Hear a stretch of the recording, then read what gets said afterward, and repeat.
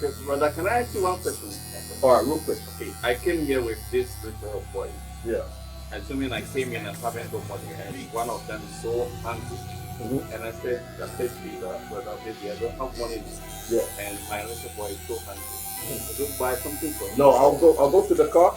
I'll get one snack piece. There you go. Yeah? You go get a snack from the car. They have something in the car. There's something in the car. For example, just the other day, we had a new moon feast. And a new sister came, and on the new moon, there's no buying. And as we was leaving, she said, "Oh, I need to go to the shop and get some water for the house. I never got." I said, "Look, sis, there's no buying." I went back up to the school. I got bottles of water, and I gave it to the sister and said, "Look, you're good now." That's how we do.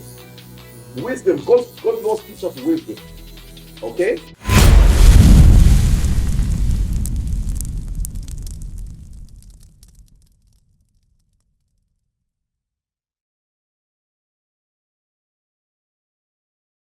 For example, have you heard about the Sabbath day?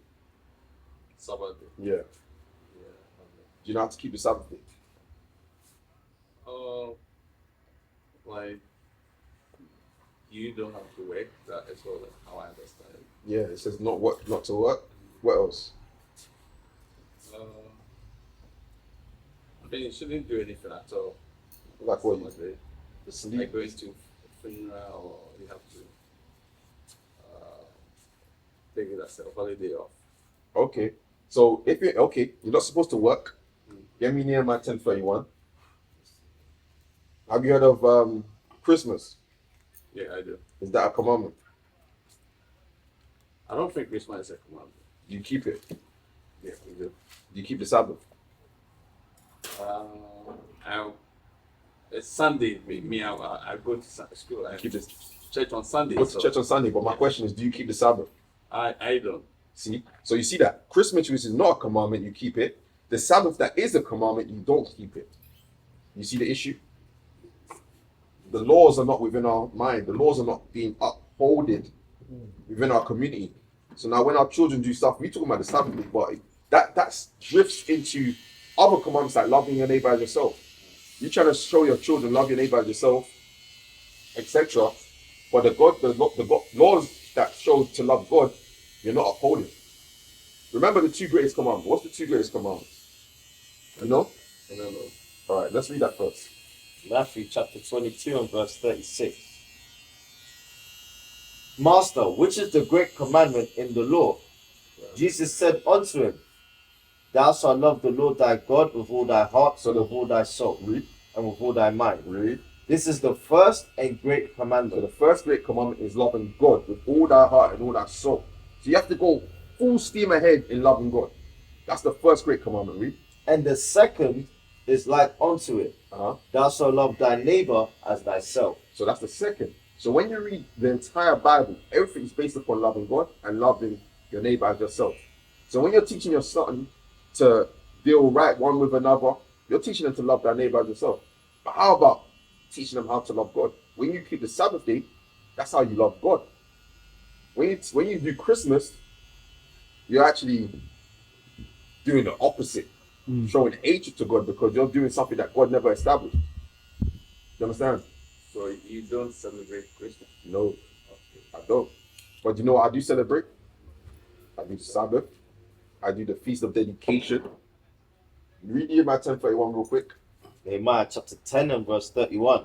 And if the people of the land bring wool or any victuals on the Sabbath day to sell. So if the people of the land are selling on the Sabbath day, like coffee, like what he's doing, it shouldn't be, based upon the commandment. That we would not buy of them on the Sabbath. Is that my law? No, but I think he wouldn't have been here to preach to us though. Why not? If he did not go to Luke 4. If he did not come to work. If this was closed, guess what? There's people on the high street. Okay. We outside teaching. I get you. You know what I'm saying? If this place wasn't open, we'll be out on the high street teaching. Luke 4. Luke chapter 4 and verse 16. Yep. And he came to Nazareth, where he had been brought up, and as his custom was, he went into the synagogue on the Sabbath day and stood up to read. So Christ's custom was constantly, you'll go to Nazareth, you'll stand up and start reading the Bible preaching to them, showing them repentance. So if this place was shut right now, we go to the next place. But guess what? A lot of our people don't see value or uphold God's command. So we have to come and show them. So that, look, Lord's will, they take heed and apply, because again, the lower state of our nation is based upon us, our disobedience. So if we want to rise up as a nation, if we're not single-minded, like, oh yeah, you're doing good, he's doing bad, well, I'm doing good, so I don't worry about my brother. No, if we want to rise up as a collection, as a collective, we have to all be on one accord of keeping God's commandments. You understand? So Nehemiah 10:31 again. So the book of Nehemiah, chapter 10 and verse 31. Let's see what the Bible says again for the Sabbath day. But again, in the winter, you do Christmas, December 25th, right? God says in the winter, you're supposed to do the Feast of Dedication. Have you heard of the Feast of Dedication? No. How is that possible? I know why. He's the reason. Read that. Nehemiah 10 verse 31. And if the Because people he of the reads the land Bible, he said. He reads. Read. and if the people of the land bring water or any victuals on the Sabbath day to sell, and we would not buy of them on the Sabbath. So there's no buying on the Sabbath. Okay? There's no working on the Sabbath. There's no cooking on the Sabbath. So you don't cook on. No. Exodus 16:23. Exodus chapter 16 and And verse what 23. the Sabbath days teaches us in terms of this is preparation. God is a God of order. He's showing us, look, there's no cooking. So guess what you have to do? You have to prepare the day before. Read that. Exodus chapter 16 and verse 23. Mhm. And he said unto them, This is that which the Lord hath said. Tomorrow is the rest of the holy Sabbath unto the Lord. Bake that you will bake today, and see that you will see. And that which remaineth over, lay up for you to be kept until the morning. So it says prepare, bake, and boil the food the day before. And the food that's left over, that's what you're going to eat on the Sabbath. You understand? So why are we not keeping it? You go tomorrow. You go to church. Okay, last week you went to church. No, but tomorrow. So what do you intend to learn there? If they're not teaching you God's command, what do you intend to learn there? What do you go there for? To learn different other things. I mean, not only the Sabbath, how to see the Sabbath or what is it talk about. Because I find it extremely difficult to understand that you don't have to, so you don't go out at all. We're outside right now. You go outside, yeah, but we don't. Because looking at coffee here, for instance, Yeah, I should say that he shouldn't have opened this shop. that's what the Bible says. Yeah. Yes. And you emphasize that. Mhm. So why is it that you have to come in and fix that? Because if he's doing wrong, why should you? Luke 14. It's like you're fulfilling what he's saying. Watch this. I'm gonna show you. I'm gonna show you. Remember, I asked you a question, Okay. and with my question, guess what you done? Mm. You went over there. My question was here, and you went over there. But I'm gonna answer your question, and I'm gonna ask you back the question. You I want to Suzanne. understand here Watch very it. well before So we this is why we're out. This is why we came here, right? Read. Luke 14 and verse 23. Mhm. And the Lord said unto the servant, We are the servants. We keep the commands. We keep the Sabbath day holy. Read. Go out into the highways Go to the highways. and hedges, So is this not a highway? We come in here. What to do? What? and compel them to come in. So those that are outside, that are not the servants of the Lord, that are not keeping God's commandments, we have to come and compel you to come in to start keeping God's commandments. So that's why I'm here to show you, look, this shouldn't be going down right now, based upon God's commandments. You need to start keeping. So we're here to compel you to come in. That's why we're here today. To compel you, to compel you, to compel you, to come in. That's our purpose. So that's why we're here today. You understand? So now back to my question. What do you intend to learn tomorrow at the church? What do you go there for? to learn about the Bible, to remind you about your what you should be doing and what you shouldn't be doing. Okay, and then once you hear what you should be doing, do you do it or do you just What? and keep it running? Yeah, you keep away from it. Well, hold on. Stop. Hold on, let's go back. I don't know if you're saying what you're saying correctly. So You go to the church to learn to what you should be doing. Once you hear what you should be doing at your church, do you do what is said, or do you just turn your back and continue living the same way? You do it. All right. So now we gave you a pre-church lesson, Sabbath day. So are you going to do it, or are you going to turn your back? I still don't get. I still don't James chapter 2. James chapter 2, verse 12. What's his reason? Did he say? He said you don't get out. You don't get. Remember what you said. You go to church to learn what you're supposed to do. And then once you learn what you're supposed to do, you said you do it.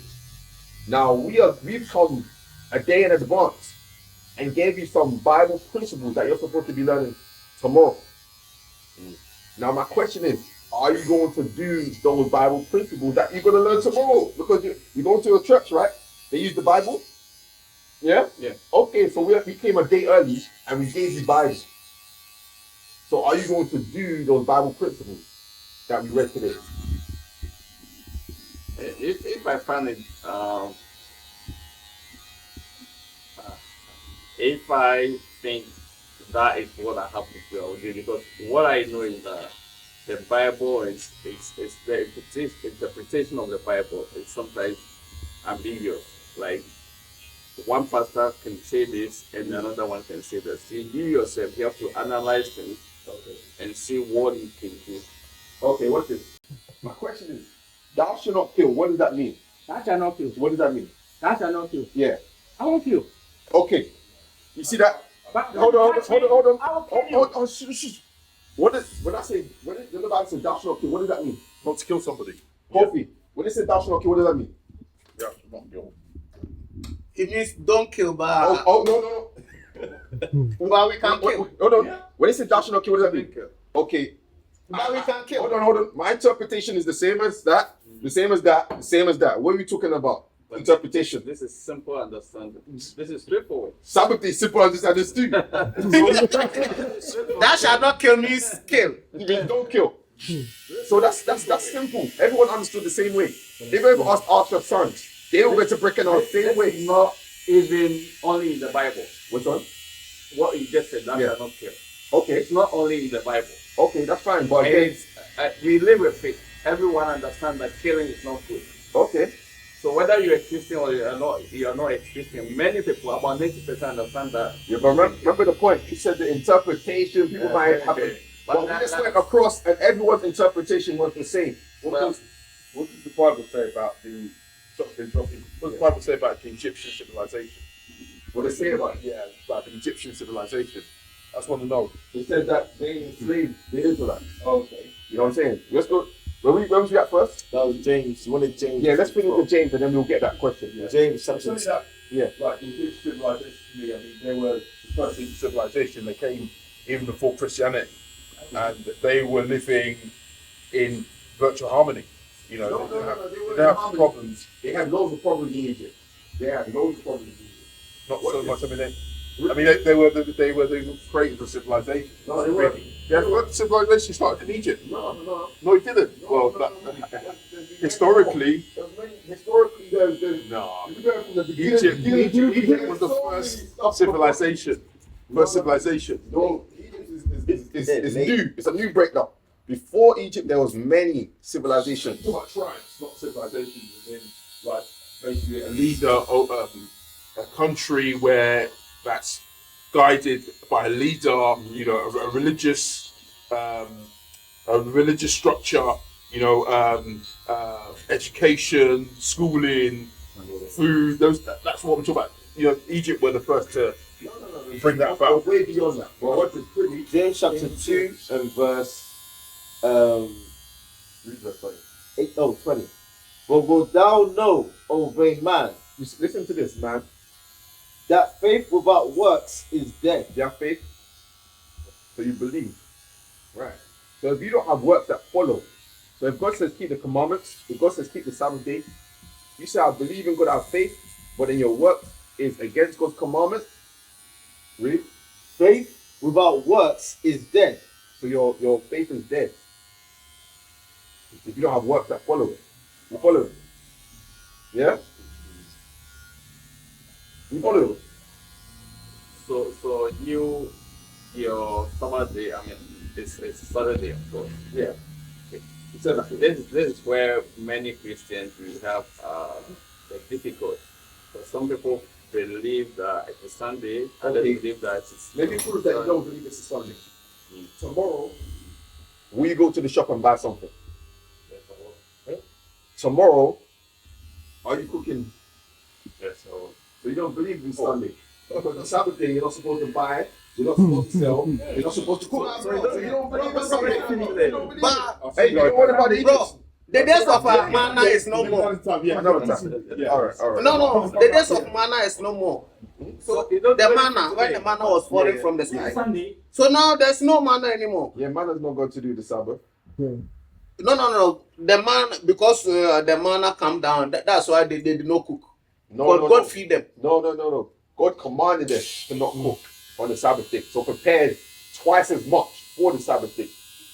Yeah. God provide for them. Yes. But now God don't provide. So I need What to do you mean? get God my provides. He does provide. No. There's no manna falling from the sky. Not in terms of manna, no. Not in terms of manna, no. in times that I have to work for it. Go ahead. You have to work. No, but in terms of your point, before coffee coming. Yeah. So I was saying that so you It's the don't last do point. anything today apart from preaching. Say again? You don't do anything today apart from preaching, like because it's Sabbath. Leviticus 23. This is what we do. And this is what we're about to do shortly. Leviticus 23. Leviticus chapter 23 and verse 1. And the Lord spake unto Moses, saying, Speak unto the children of Israel, and say unto them, Concerning the feasts of the Lord, which ye shall proclaim to be holy convocations, See what the feast of the Lord, they're holy convocations. Read. even these are my feasts. Read. Safo, Six- marching there, bon. My 6 days shall work be done, Again, but the seventh day is the Sabbath of rest. Read that again for Sabbath. 6 days shall work be done, but the seventh day is the Sabbath of rest. Did you hear that? Yeah. What did it say? Sabbath, 7 days is the rest day. Read it again for 6 days shall work be done, but 6 days to work. Read. But the seventh day is the Sabbath of The rest seventh day, the Sabbath day is a Sabbath of rest. and holy convocation. So it's a convocation. So we're supposed to congregate. So guess what? As we leave coffee store, guess what we're going to do? Congregate. We're going to congregate. And that's what we should be doing on the Sabbath day. And like you said, no, some people, Christians, that's how we get confused sometimes. Some of us think it's Sunday. No, you don't think it's Sunday. Because on the Sabbath day, there's no buying or selling. On Sunday, you're going to buy and sell. So you don't take You don't Sunday. cook as well. Yeah, you don't cook. But you can You eat, cook on Sunday. You can eat food. Yeah, you can eat food, absolutely. We just read it. We prepared the day before. But the point is, You can heat food in microwave or no, other- you other- can't. You can't heat up food because microwave is a new device to heat up. You know what I'm saying? To heat up the food. We're not supposed to be doing that. But not on cooker. Yeah, it's not cooker, not Oh, microwave, all of those things. Exodus 35. Read this. Exodus chapter 35 and verse 3. Read. Ye shall kindle no fire Through the microwave, throughout your habitations upon the Sabbath no day. cooker. You know what I'm saying? On the Sabbath day. So again, the point that we're making is these principles in the Bible, we need to start living by. We can't be making excuses and pick and choose like we do in the church. We pick and choose. Well, this one's comfortability. This fits my lifestyle, so I'm going to do it. This one kind of does not fit my lifestyle, so I'm not going to do it. We can't do that. While we live with that mentality, we stay low. And if you, as the head of the house, fail to keep God's order, now when you're trying to bring the order down to your wife and children, don't be surprised where they don't follow the order. Why did they not listen to me? Why didn't I tell them this, come by this time, they don't listen? Why they don't listen? Well, you don't listen to God's order. Yeah? Okay, brother, can I ask you one question? All right, real quick. Okay, I came here with this little boy. Yeah. Assuming I came in and having no money, and one of them is so hungry. And I said to you, brother, baby, I don't have money now. Yeah. And my little boy is so hungry. Would you buy something for me? No, I'll go to the car. I'll get one snack. There you go. Yeah? You go get a snack from the car. Look, They have let me- something in the car. There's something in the car. For example, just the other day, we had a new moon feast. And a new sister came, and on the new moon, there's no buying. And as we was leaving, she said, "Oh, I need to go to the shop and get some water for the house. I never got." I said, "Look, sis, there's no buying." I went back up to the school. I got bottles of water, and I gave it to the sister and said, "Look, you're good now." That's how we do. Wisdom. God's laws teach us wisdom. Okay? Across the earth, the prophets move. From city streets to distant lands, the message is the same. Israel must rise. Through every quest, every journey, the truth spreads. No border can contain it. No distance can silence it. Our nation lives in every moment. In joy, we celebrate marriages. In sorrow, we honor our dead. On the Sabbath, we gather as one. Families rejoicing together, bound by the commandments of God. Yet are we tried. From the stones in Kenya to the hatred in Montana, we endure as a soldier of the Lord. And still, the mission expands. On the airwaves, on the screens, in every nation under heaven, Israel's voice is heard. We build our communities. We raise our children in royalty. We restore what was broken. We clean what was defiled. We show the world who we are.